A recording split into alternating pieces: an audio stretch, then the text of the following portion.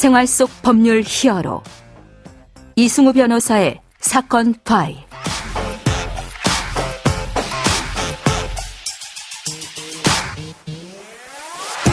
안녕하세요. 사건 파일 이승우 변호사입니다.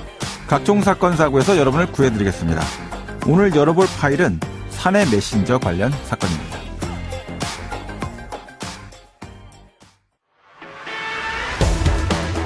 경찰이 압수수색한 LH 직원의 집에서 광명시형 신도시 토지 개발 지도가 나왔습니다. 개발 관련한 중요 정보가 들어있는 지도가 어떻게 LH 직원 집에까지 가게 됐는지, 그렇다면 이 직원은 지도를 어디에 어떻게 활용했는지 의문이 하나둘이 아닙니다. 기업 정보를 불법 유출하는 이 범죄가 점점 많아지고 있는데요. 이것을 차단하려는 기업의 사내 감사 기능, 이른바 컴플라이언스 기능이 점차 강화되고 있습니다. 이를 위해서 근로자 또는 임원들이 사용하였던 PC, 노트북, 모바일폰 등을 이 디지털 포렌식 절차를 이용해서 복원하거나 디지털 증거로서 수집할 수 있는가, 이게 허용되는가가 자주 쟁점이 되고 있습니다. 특히 기업 입장에서는 근로자 개인 메신저 등 이 디지털 증거에 대한 확보가 허용되는지, 또는 확보 절차는 어떻게 갖춰야 적법한지에 대해서 많은 의문점들을 갖고 있는데요. 이 부분에 대해서 법무법인 법승 행정 전문 변호사이자 형사 전문 변호사인 안성훈 변호사와 최대한 알기 쉽게 설명드려보도록 하겠습니다. 안녕하세요, 변호사님. 네, 안녕하세요. 최근에 감사원뿐만 아니라 사내감사, 공공기관 내부 감사 아주 매우 빈번하게 연중 계속 이루어지고 있죠? 예, 민간이든 공공이든 간에 업무를 감시하는 빈도나 방법이 모두 많아지고 있습니다. 자, 이제 오늘 사내감사와 관련된 그런 사건 내용 살펴볼 것인데, 이 영업비밀 유출과 관련된 사건으로 보입니다. 이런 비슷한 사건들은 계속 발생하고 있죠? 예, 최근에도 LG 에너지 솔루션에 다니던 직원이 국가 핵심 기술을 유출했다는 혐의로 기소되기도 했습니다. 네네. 자문료로 10억을 챙겼다고 하는데요. 이런 일이 생각보다 많습니다. 네. 주로 경쟁업체에서 영업비밀을 가져오면 월급을 더 많이 줄게, 또 직급을 높여줄게 이러면서 유인을 하는 형태가 아주 고전적으로 많았고요. 네네. 이런 일을 막기 위해서 경업금지 약정, 즉 경쟁업체를 차리거나 취업하지 말라는 약정을 하거나 네네. 비밀 유지 약정을 하기도 하고요. 네네. 각종 보안 시스템을 이용해서 조치를 하기도 하지만 예. 직원들의 직원들의 비위행위를 모두 적발하거나 막아내기는 어려움이 있습니다. 네. 그래서 내부 통제, 내부 감사가 잘 이루어져야 되는 것이죠. 자, 그러면 그 관련돼서 어떤 것들이 좀 구체적으로 좀 문제가 되는지 좀 한번 살짝만 짚어주시고 예. 넘어가 보도록 할까요? 특히 지금은 전자정보가 문제가 많이 되는데요. 네네. 전자정보가 저장된 매체가 개인화되고 또 비밀번호 등으로 이제 잠금 조치가 되어 있기 때문에 네네. 이걸 열어보는 게 과연 맞는 것인가? 이게 위법의 소지는 없는가? 예. 이런 문제가 있을 수 있어서 주의가 많이 필요합니다. 네네. 자, 그럼 그 관련돼서 이제 판결을 좀 소개해 주실 생각이신 거죠? 네, 맞습니다. 네. 실제 저도 좀 찾아보니까 미국에 있는 많은 그 디지털 포렌식 업체나 이 증거 분석 업체들이 결국은 사이버 보안 업체이고, 이게 비중이 어느 쪽에 더 많이 있느냐, 이런 차이만 좀 있던데, 자, 그러면 오늘 이제 변호사님이 준비하신 사건 내용을 좀 먼저 청취자분들께 좀 짚어주시고 시작을 해볼까요? 예. 앞서 말씀드린 사례 리딩 케이스 같은 판례인데요. 네네. 형사사건입니다. 네네. 한번 말씀드려보겠습니다. 예. 피고인 A씨는 컴퓨터 관련 솔루션 개발업체 대표 이사이고요. 그리고 네네. 직원들이 함께 있었습니다. 네네. 그 회사의 영업 차장으로 근무하던 B씨에 대해서 예. 회사의 이익을 빼돌린다는 소문이 돌았는데요. 네. A씨는 다른 직원들에게 B의 컴퓨터를 확인해보라, 이렇게 지시를 했고. 잠깐만 정리를 좀 하고 갈게요. 이게 예. 피고인 A씨가 대표이사라는 예. 분이고, 예. 영업 차장이었던 B가 회사 관련된 정보나 이익을 빼돌리고 있다라고 예. 이제 문제를 한 거죠. 그러니까 이게 사건 관련돼서 둘 다 피고인이 됐거나 문제가 될 수 있는 그런 형태인데, 예. 피고인 A씨가 된 거는 지금 말씀하신 것처럼 근로자 개인 메신저를 침해했기 때문에 그 피고인 사건 됐던 예. 그 피고인 말씀하시는 거죠? 예, 맞습니다. 네네. 예. 계속 설명해 주시죠.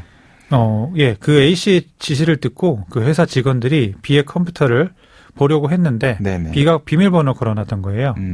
직원들은 B가 사용하던 컴퓨터의 본체를 열고 풀고 그 안에 있는 하드디스크를 떼어냈습니다. 네네. 그래서 그 하드디스크를 다른 컴퓨터에 연결한 다음에 예. 하드디스크에 있는 이제 데이터를 보기 시작했는데 네네. 이제 본인들이 이제 들었던 소문과 관련이 있는 그런 키워드로 검색을 해서 메신저 내용이랑 이메일을 찾아서 출력을 했습니다.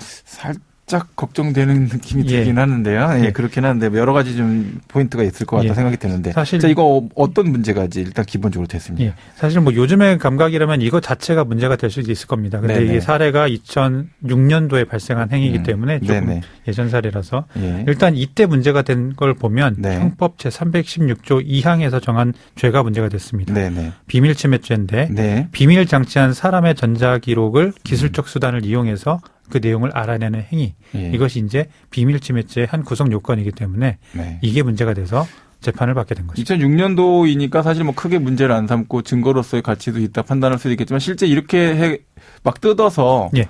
영상 녹화도 안 하고 예. 이게 감사를 하는 건지 뭐 하는 건지 예. 정확하게 구분도 안 된 상태에서 막 뜯어서 하드디스크 연결하면 예. 그 증거를 쓸 수가 있습니까?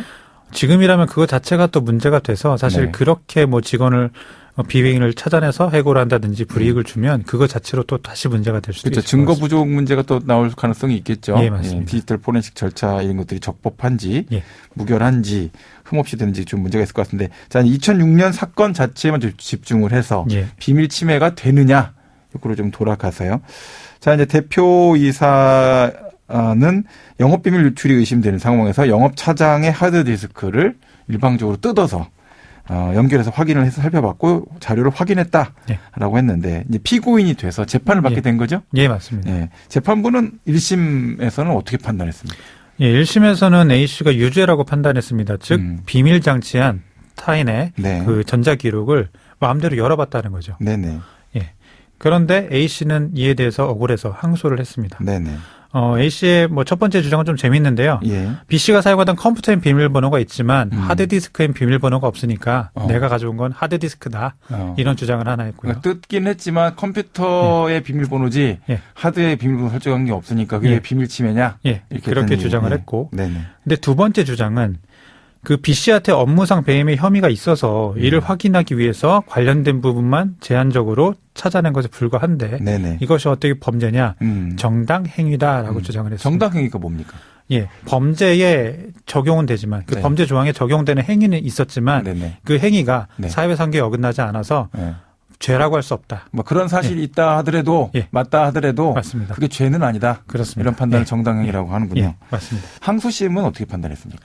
항소심은 A씨 주장 중에 지금 말씀드린 두 번째 부분 네. 정당 행위다라는 주장을 받아들였습니다. 어떤 근거로 받아들였습니까? 예, A씨의 회사에서 일하던 여러 직원들이 경쟁업체를 새로 만들었어요. 앞서 네네. 말한 전형적인 케이스죠. 네네. B씨가 이 업체, 새로 만든 업체에 이 A씨 회사의 그 핵심 자산과 고객을 빼돌리려 한다는 정황들이 여러 군데서 발견이 된 겁니다. 네, 이거 정황이라는 거는 사실은 예. 그 회사 직원들 진술서 받으면 조작될 수도 있는 거잖아요. 예. 어느 정도까지 좀 객관성이 담보돼야 됩니다. 예, 뭐 그럴 수도 있겠지만 일단 여러 명이 동일한 진술을 하고 있고 네네. 거기에 뭐 정황적으로 뭐 자료들이 널브러져 있다든지 뭐 다양한 객관적인 자료들이 있겠지만 일단 기본적으로 여러 명이 동일한 진술을 하게 되면 네네. 일단 정황은 있다라고 볼 수 있을 것 같습니다. 약간 그 좀 불확실할 수 있는 정도의 진술 증거들 갖고도 정황 증거성이 인정될 가능성은 있고 예. 그 경우에도 정당 행위로서의 인정 가능성이 생긴다. 예. 만약에 이 내용 관련돼서 혹시 이 사건에서도 뭐 형사처벌 문제가 좀 게재된 게 있었나요? 예, 바로 지금 그런 정황만 있었으면 이 사건에서도 결론을 조금 달리했을 수도 있는데 좀 네네. 더 나아가서 보면 실제로 결과적으로 예. B 씨는 업무상 배임이 인정돼서 영업 차장이었던 그분이죠. 예, 맞습니다. 비위 행위가 있다라고 예. 지적당했던 예. 그 사람이 무슨 죄요? 업무상 배임 혐의가 인정이 됐습니다. 네네. 해서 그 처벌받게 됐다라는 거죠. 예, 그런 사정도 이제 나중에 밝혀졌고요. 네. 이 재판이 아무래도 2006년 일어난 사건을 2007년까지도 계속 재판을 하다 보니까 네네. 그런 사정들이 중간에 새로이 밝혀지고 재판부는 그런 것도 고려를 한 것 같습니다. 네네. 대법원은 어떻게 판단했습니까? 예, 대법원은 그 항소심의 판단을 인정했습니다. 즉 네네. 정당행위가 성립한다는 거였는데요. 네. 그 이유는 피해자의 범죄 혐의를 구체적이고 합리적으로 의심할 수 있는 상황에서 예. 피고인, 그 대표이사 A씨가 긴급히 확인하고 대처할 필요가 있었다.